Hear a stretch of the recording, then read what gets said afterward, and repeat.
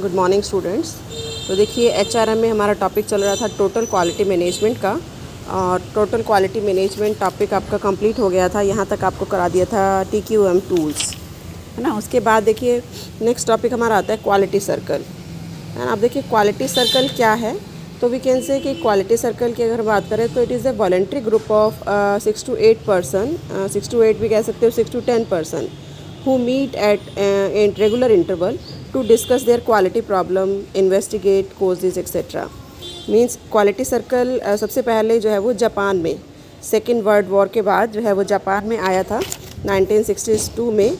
MacArthur ने इसको सबसे पहले इंट्रोड्यूस किया था, है ना। तो जैसे जापान में टीम वर्क किया जाता है कि जो भी काम करते हैं वो इकट्ठा मिल के करते हैं, उसी तरीके से यहाँ पर कोई प्रॉब्लम है क्वालिटी से रिलेटेड, उसको डिस्कस करने के लिए क्वालिटी सर्कल बनाए गए, जिसका मेन पर्पस क्या था, इन्वेस्टिगेट करना कि अगर किसी को भी कोई प्रॉब्लम आ रही है तो डिस्कशन के थ्रू उसको किस तरह से सॉर्ट आउट किया जाए, है ना। तो अगर हम बात करें अमेरिका की तो 33 क्वालिटी सर्कल बनाए जा चुके हैं नॉर्थ अमेरिका में, जो कि सिमिलर हैं जापानी सर्कल के।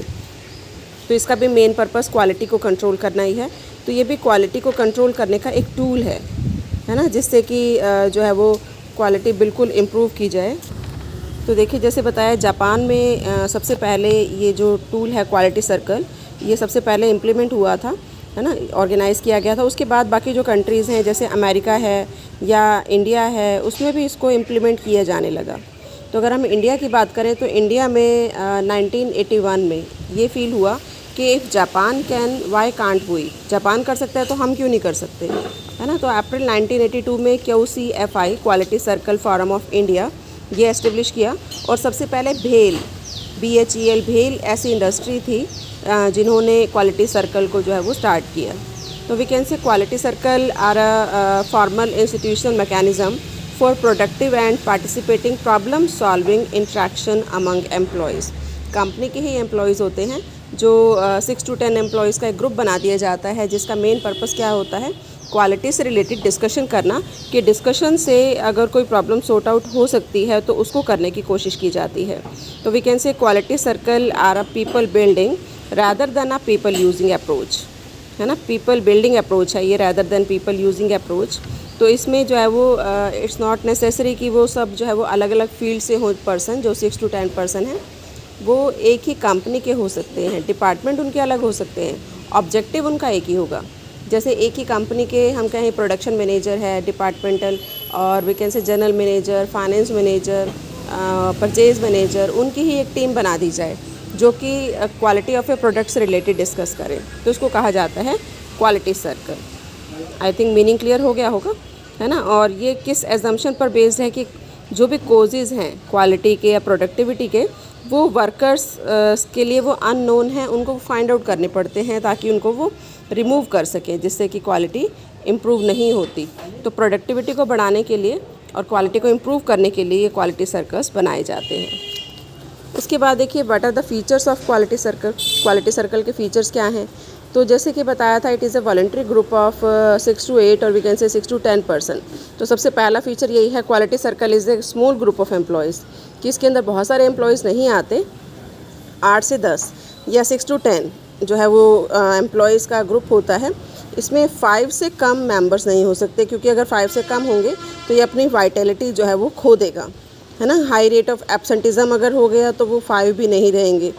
और अगर ये जो है वो 10 से ज़्यादा हो जाते हैं तो वो भी ये रिकमेंड नहीं करते, क्योंकि 10 से ज़्यादा हो जाएंगे तो ये माना जाता है कि each and every employee is involve in quality circle, है ना। तो कोशिश ये किया जाता है कि 6 to 10 ही मैक्सिमम पर्सन हो, उससे ज़्यादा 15 से ज़्यादा भी नहीं होनी चाहिए, है ना, जिससे कि active participation of each and every person इसके अंदर इन्वॉल्व हो जाएगा और जो इसकी इम्पोर्टेंस है वो नहीं होगी।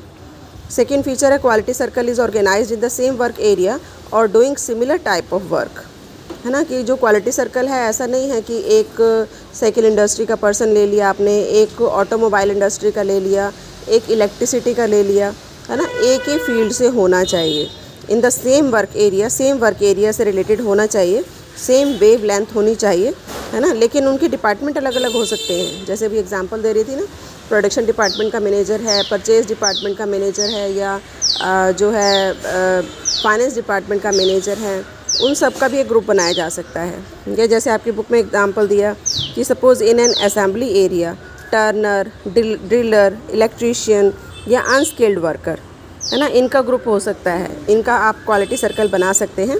तो ये डिसाइड करना पड़ता है कौन कौन से पर्सन होंगे, लेकिन उन सभी पर्सन का जो ऑब्जेक्टिव है, जो टारगेट है, वो एक ही होना चाहिए। उसके बाद देखिए नेक्स्ट फीचर आता है क्वालिटी सर्कल्स आर वॉलेंट्री, कि जो क्वालिटी सर्कल्स हैं मैंडेटरी नहीं है, कोई लॉ नहीं कहता स्टैट्यूटरी कि ये बनाना ज़रूरी है ना। इसके सिर्फ एक रिक्वायरमेंट क्वालिटी को कंट्रोल करने के लिए है। तो there is no pressure from anywhere on employees to join QC, मतलब एम्प्लॉयज़ के लिए भी कंपल्सरी नहीं है और कंपनी के लिए भी कंपल्सरी नहीं है। कंपनी अपनी प्रोडक्टिविटी को बढ़ाने के लिए, अपने प्रोडक्ट की क्वालिटी को इम्प्रूव करने के लिए इस तरह के सर्कल्स बनाती है। तो ये विलिंगनेस है एम्प्लॉय की कि वो उसको ज्वाइन करना चाहता है या नहीं, कोई प्रेशर एम्प्लॉय के ऊपर नहीं होता। And fourth feature is regular meeting, कि क्वालिटी सर्कल में जो मीटिंग है वो रेगुलर इंटरवल पर होती रहती है ना। इसका जो ऑब्जेक्टिव है वो तभी पूरा होता है, जनरली 1 वीक में 1 घंटे की मीटिंग तो होनी चाहिए। तो वीकेंड से अगर हम पूरे मंथ की बात करें तो इनकी 4 आवर्स की, है ना, 4 टाइम्स जो मीटिंग है वो कम से कम होनी चाहिए, तभी वो जो भी प्रॉब्लम आ रही हैं उसके बारे में डिस्कस कर पाएंगे। नेक्स्ट है quality circle identifies, analyse and resolve work related problem, कि इसका जो मेन पर्पस है वो क्या है कि काम से रिलेटेड जो भी प्रॉब्लम आ रही है उसको एनालाइज करना, उसको आइडेंटिफाई करना और फिर उससे उसको जो है वो उसकी कॉजेज़ को ढूंढना कि ये प्रॉब्लम क्यों आ रही है। जो भी आ रही हैं उसको सॉर्ट आउट करने की कोशिश करना कि उसको किस तरह से उसका सॉल्यूशन किया जा सकता है। नेक्स्ट देखिए quality circle lead to total performance. Obviously quality circle का जो मेन पर्पस है बनाने का, वो मेन पर्पस क्या है, वर्क रिलेटेड प्रॉब्लम को रिलेटिंग टू क्वालिटी, प्रोडक्टिविटी या कॉस्ट रिडक्शन या सेफ्टी, है ना, उसको एक तरह से मतलब मेंटेन करना, क्वालिटी को बढ़ाए रखना और we can say performance of work area को इम्प्रूव करना। तो जो रिज़ल्ट है, चाहे वो टेंजिबल या इनटेंजिबल गेन है, वो दोनों के लिए है, ऑर्गेनाइजेशन के लिए। नेक्स्ट फीचर आता है quality circle enrich work life. Obviously जो स्पिन ऑफ बेनिफिट हैं क्वालिटी सर्कल के ऑर्गेनाइजेशन के, उसमें क्या इंक्लूड होता है, enrichment of work life of their employees, है ना, apart from attitudinal changes. Attitudinal changes तो आते ही हैं, उनकी वर्क लाइफ में भी चेंज आता है ना। अब इसमें वर्क लाइफ में जो वर्किंग एनवायरनमेंट है वो भी चेंज आता है, चेंज होता है, इम्प्रूव्ड होता है। और we can say happier relations होते हैं एम्प्लॉयज़ के बीच में और को एम्प्लॉयज़ के बीच में, जॉब सेटिस्फेक्शन आता है और क्वालिटी तो इम्प्रूव होती ही है। अब ये देखो quality circle in a nutshell आपको बताया हुआ है कि what is a quality circle. उसका मीनिंग दिया है 8 to 10 पर्सन जो एक ही प्रॉब्लम को लेकर जो काम कर रहे हैं, किसी प्रॉब्लम को सॉर्ट आउट करने के लिए। Who can use it, everyone interested, जो भी इंटरेस्टेड है वो इसको चूज़ कर सकता है, ज्वाइन कर सकता है। और किस तरह से काम करता है, वीकली मीटिंग होती है, प्रॉब्लम को सॉल्व किया जाता है। इसी तरीके से what is in for me, if you can learn something and new job satisfaction होती है, फन रिकॉग्निशन होता है ना। तो these are the features of quality circle. अब देखिए नेक्स्ट आता है व्हाट आर द ऑब्जेक्टिव्स, कि ऑब्जेक्टिव्स क्या हैं क्वालिटी सर्कल के। तो सबसे पहला ग्रुप पार्टिसिपेशन को बढ़ावा मिलता है, कि यहाँ पर 8 to 10 पर्सन मिलकर इकट्ठे जो है वो बातचीत करते हैं और प्रॉब्लम को सॉर्ट आउट करने की कोशिश करते हैं। Second objective, it can improve the quality of the product, है ना। ऑब्वियसली इसका पर्पस यही है कि प्रोडक्ट की क्वालिटी को इम्प्रूव करना। तो ऑर्गेनाइजेशन में जो भी प्रोडक्ट बन रहे हैं उसको ये टाइम टू टाइम चेक करता रहता है और जो भी डिस्क्रिपेंसीज हैं, जो भी क्वालिटी में डिफरेंस है, वो पता चलता रहता है। To inspire more effective team work, कि इकट्ठे मिलकर काम करने की आदत हो जाती है। जैसे जापान में है ना कि टीम वर्क होता है, तो एक दूसरे के साथ कोऑपरेट करते हैं, एक दूसरे को काटते नहीं हैं जो एम्प्लॉयज़ हैं, और जो एम्प्लॉयज़ हैं उनकी फुल्ली कैपेबिलिटी को हम यूज़ कर सकते हैं। और obviously to improve the quality of work life of employees की जो वर्क लाइफ की क्वालिटी है वो भी इम्प्रूव होती है। एम्प्लॉयज़ के बीच में अवेयरनेस आती है ना, रिस्पॉन्सिबिलिटी को लेकर, कि वो रिस्पॉन्सिबल बनते हैं कि ये काम उनको करना है। और इसी तरीके से उनका डेवलपमेंट भी होता है, अपना भी, और म्यूचुअल डेवलपमेंट भी होता है, इंक्लूडिंग लीडरशिप क्वालिटी। कि लीडरशिप क्वालिटी तो आती ही है पर्सन्स के बीच में, एम्प्लॉयज़ के बीच में। अब देखिए these are the objectives. Next देखिए what are the advantages of quality circle. तो सबसे पहला है self development, quality circle assist self development of members. Self confidence आता है एम्प्लॉयज़ के बीच में कि जब उनको लगता है कि वो अच्छे से काम कर रहे हैं और उनको गाइडेंस मिल रही है, क्वालिटी सर्कल के जो पर्सन हैं वो उनको गाइड कर रहे हैं how to do the work, तो इससे डिसीज़न मेकिंग स्किल भी एनहांस होती है। सोशल डेवलपमेंट भी होता है। Each and every member team में मिलकर काम करते हैं और एक दूसरे को कोऑपरेट करते हैं, तो इससे उनके अंदर सोशल डेवलपमेंट भी होता है और हारमोनी भी डेवलप होती है।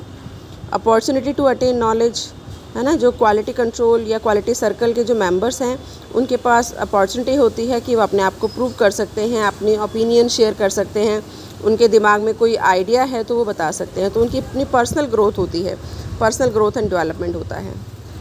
पोटेंशियल लीडर की लीडरशिप की क्वालिटी भी आ जाती है एम्प्लॉयज़ के अंदर कि काम कैसे करवाना है ना, और इससे जो है वो मोटिवेशन मिलता है एम्प्लॉयज़ को और वो और बढ़ चढ़ कर काम करते हैं। कम्युनिकेशन स्किल तो बढ़ती ही है ना, उनको मीटिंग में डिस्कस करना आ जाता है, किस तरह से अपनी प्रॉब्लम को रखना है, किस तरह से उनको बताना है, एक्सप्रेस किस तरह से करना है। एंड जॉब सेटिस्फेक्शन की जो वर्कर्स हैं, जो एम्प्लॉयज़ हैं, वो रेगुलर काम करते हैं, उनके अंदर कॉन्फिडेंस आ जाता है और इससे जो है वो जॉब से सेटिस्फाई होते हैं। वर्किंग कैसी हो जाती है, स्मूथ। हेल्दी वर्किंग एनवायरनमेंट, कि उनका जो वर्किंग एनवायरनमेंट है वो कैसा होता है, हेल्दी, क्योंकि टीम वर्क बढ़ चढ़कर वो करते हैं और एक दूसरे के साथ कोऑपरेट करते हैं, तो कोऑपरेटिव एटमॉस्फेयर हो जाता है। और ऑर्गेनाइजेशन को तो बेनिफिट होते ही हैं कि कॉस्ट कम आती है, वेस्ट कम होता है, क्वालिटी अच्छी होती है, प्रोडक्टिविटी बढ़ती है। तो ये थे कुछ टॉपिक जो बताता है क्वालिटी सर्कल के क्या एडवांटेज हैं। तो आज के टाइम पर इस क्वालिटी सर्कल को मोस्टली कंपनीज जो है वो यूज़ कर रही हैं ताकि उनके प्रोडक्ट की क्वालिटी बढ़े।